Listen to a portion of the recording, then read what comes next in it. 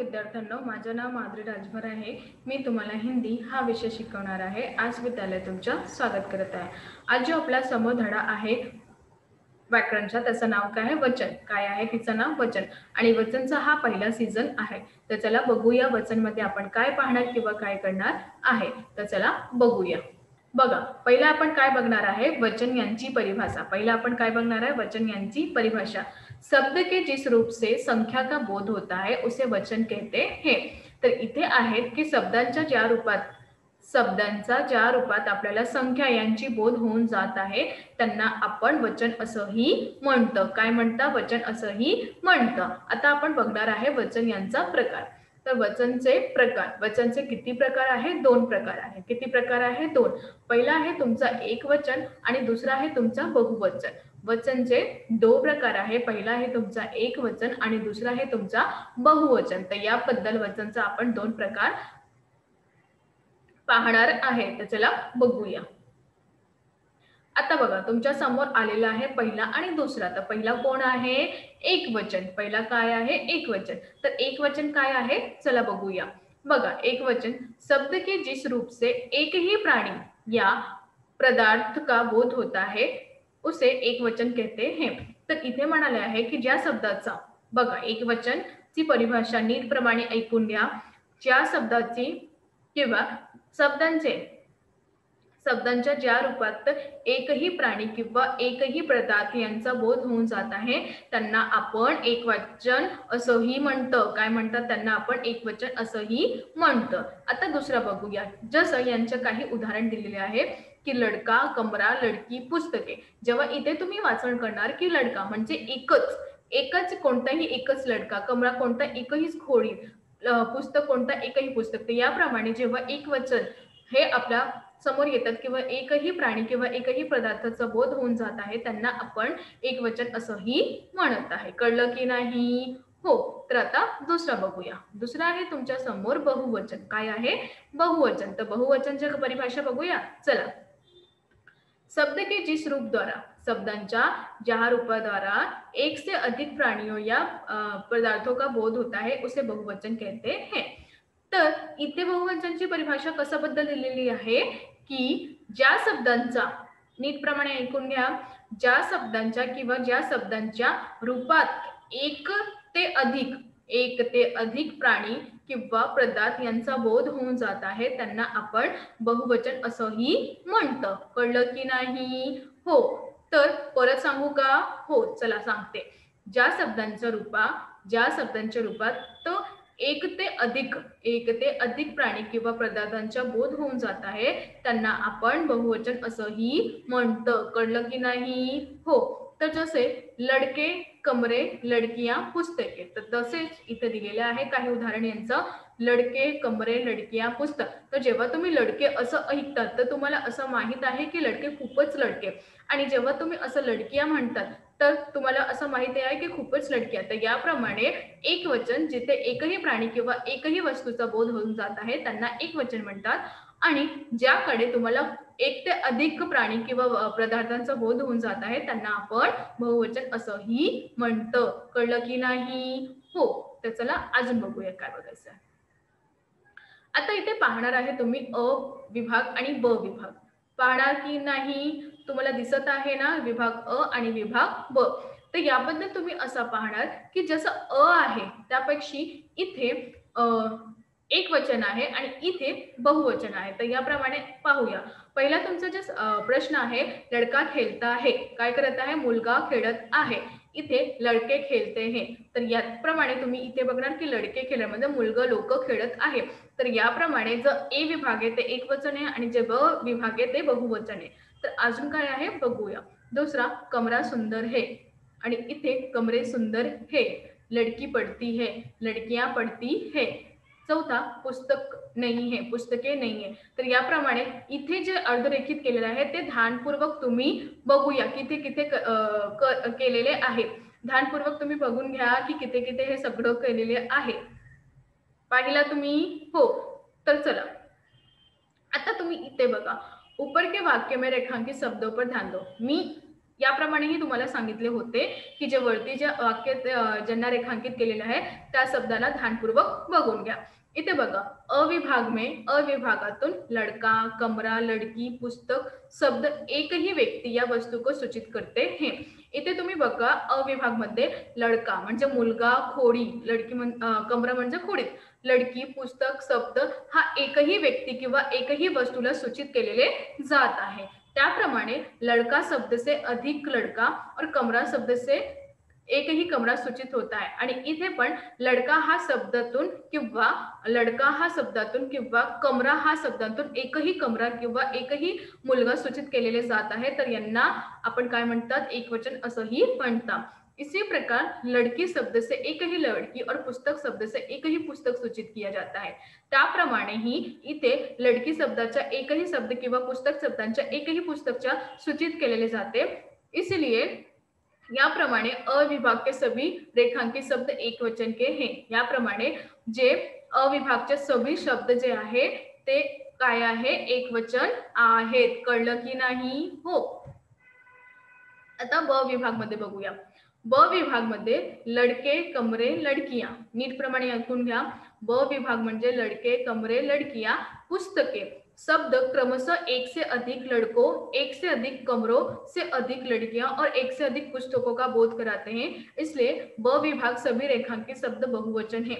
इथे तुम्ही बघणार की ब विभाग मध्ये लड़के, कमरे, लड़कियां, पुस्तके हा शब्द क्रमशः एक ते अधिक लड़का किंवा एक ते अधिक कमर किंवा एक ते अधिक लड़क्या म्हणजे मुलग्या हा सगळं पुस्तकातून बोध करत आहे। तर याप्रमाणे जे ब विभाग आहे ते सभी रेखांकित शब्द काय आहे, बहुवचन दिलेले आहेत। कळलं की नाही? हो। तर चला अजून बघूया।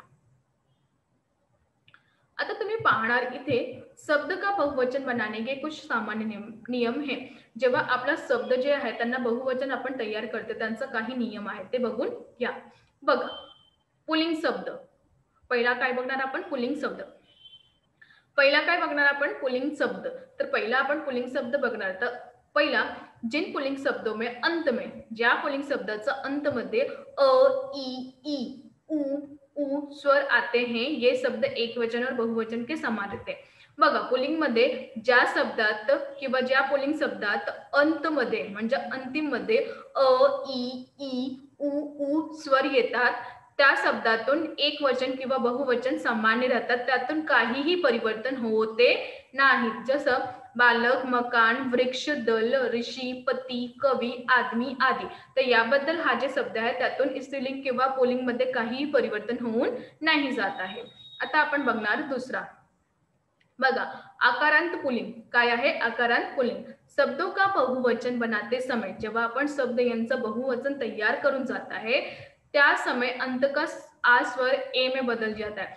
त्या स्वरात ज्या अंत मध्ये आ जे स्वर आहे ते ए मध्ये बदलून जात आहे, म्हणजे आ जे आहे ते ए मध्ये परिवर्तन होऊन जात आहे। जसे लडकाचा लडके, महिनाचा महिने, कुत्ताचा कुत्ते।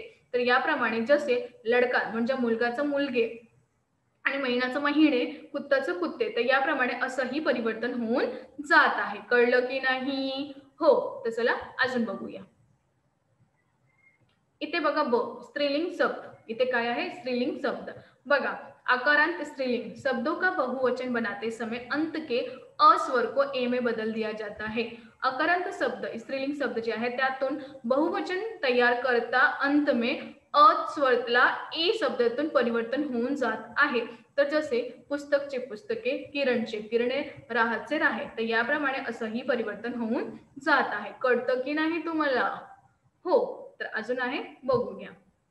आता दूसरा, आकारांत स्त्रीलिंग। आकारांत स्त्रीलिंग मध्ये शब्दों का बहुवचन बनाते समय उनके अंत में ए जोड़ दिया जाता है। जेव्हा आकारांत स्त्रीलिंग होते त्या शब्दांचं बहुवचन तयार करून त्यावेळे अंतमध्ये ए जोडून जात आहे। काय जोडून जात आहे? ए जोडून जात आहे। त्या असं परिवर्तन होते। बघा, कलाचं कला आहे, पाठशालाचं पाठशाला आहे, लताचं लता आहे। तर इत्यादी प्रमाणे तुम्ही बघणार की कशा प्रमाणे त्यांचं परिवर्तन कसंही दिलेले आहे। कळलं की नाही? हो। तर चला अजून बघूया। आता आपण पाहणार आहे तिसरा। इकारांत स्त्रीलिंग, इकारांत स्त्रीलिंग काय है? इकारांत स्त्रीलिंग।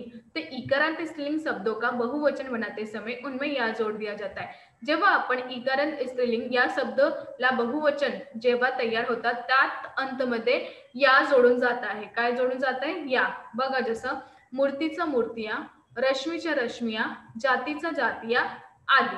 तर याप्रमाणे तुम्ही बघणार की स्त्रीलिंग जे आहे त्यांना बहुवचन परिवर्तन करता समय या जोडून जात आहे। कळलं? हो। तर आता चौथा बघा चौथा इकारांत स्त्रीलिंग शब्दों का बहुवचन, इकारांत स्त्रीलिंग शब्दांचा बहुवचन तैयार करत आहे त्या अंतिम दीर्घ ई को स्वर ई में बदलकर आगे जोड़ा जाता है। तर इथे बघा जेव्हा स्त्रीलिंग या शब्दांचं बहुवचन तयार करत आहे त्यांना अंतिम त्याचमध्ये अंतिम जे दीर्घ आहे त्यांना हर्ष ई मध्ये बदलून जात आहे किंवा जोडून जात आहे त्यांना आपण इकारांत स्त्रीलिंग असंही म्हणतात। जसं बघा कलीचा कलिया, लडकीचा लडकिया, साडीचा साडिया इत्यादी। तर अशा प्रमाणे असं परिवर्तन केलेले जात आहे। कळलं की नाही? हो। तर चला अजून बघूया। आता तुम्ही इथे पाहणार आहे पाचवा। काय पाहणार आहे? पाचवा। तुमच्या समोर काय आलेलं आहे? पाचवा। तर या पाचव्याबद्दल आपल्याला काय करायचं आहे चला बघूया। इथे बघा उकारांत स्त्रीलिंग काय आहे? पाचवा उकारांत स्त्रीलिंग। तो शब्दों का बहुवचन बनाते समय शब्द के अंत में ए जोड़ा जाता है। उकारांत स्त्रीलिंग याबद्दल जेव्हा शब्द यांचा बहुवचन तयार करत आहे किंवा त्यांचा अंत मध्ये काय होणार? शब्दांचा अंत मध्ये ए जोडून जात आहे। काय जोडून जात आहे? ए जोडून जात आहे। तर याप्रमाणे तुम्ही बघणार आहे की जेव्हा ए जोडून जात आहे तर कसं परिवर्तन होऊन जात आहे। जसं बघा इथे ऋतूचं ऋतुवा, धेनूचं धेनुवा इत्यादी। तर याप्रमाणे जे उकारांत स्त्रीलिंग आहे त्यांचा जेव्हा बहुवचन तयार करत आहे किंवा त्याच वेळी त्यांच्या शब्दांचा अंत में ए जोडून जात आहे। काय जोडून जात आहे? ए जोडून जात आहे। आता आपल्याकडे आहे सहावा उकारांत स्त्रीलिंग शब्दों का बहुवचन बनाते समय शब्द के अंतिम में दीर्घ ऊ को हस्व ऊ में बदलकर आगे ए जोड़ा जाता है। जेव्हा आपण उकारांत स्त्रीलिंग शब्दांचं बहुवचन तयार करते त्या शब्दांचा अंतिम म्हणजे दीर्घ ऊ, हर्ष ऊ याला बदलून जात आहे। त्यामध्ये उदाहरण असं आहे की जसं बहुचा बहुवा, झाडूचा झाडुवे इत्यादी। तर याप्रमाणे असंही परिवर्तन होऊन जात आहे। तर आज आपण काय शिकलो? आज आपण शिकलो की वचनबद्दल कसं परिवर्तन होऊन जात आहे, त्याबद्दल कसंही परिवर्तन होऊन जाते। तुमच्याकडे अजून काही प्रश्न आलेले आहेत त्या प्रश्नाचं उत्तरे कसं तयार होऊन जात आहे किंवा त्यांचा उपयोग कशासाठी होऊन जात आहे हे सगळं आपण पाहिले। याबद्दल वचनचे दोन प्रकार आपण पाहिले आणि त्यांची काही परिभाषा किंवा त्यांचा काही प्रकारपण आपण पाहिले। तर याप्रमाणेही यांचं उत्तर आणि प्रश्न असंही दिलेले आहेत। आणि आपण वचनचं अजून काही परिवर्तन बघितले त्यात आपण उकारांत, इकारांत अजून त्यामध्ये कसे परिवर्तन होतात, ए जोडून जात आहे, या जोडून जात आहे, ऊ जोडून जात आहे आणि यातच परिवर्तन कसं होऊन जात आहे ते पण आपण पाहिले।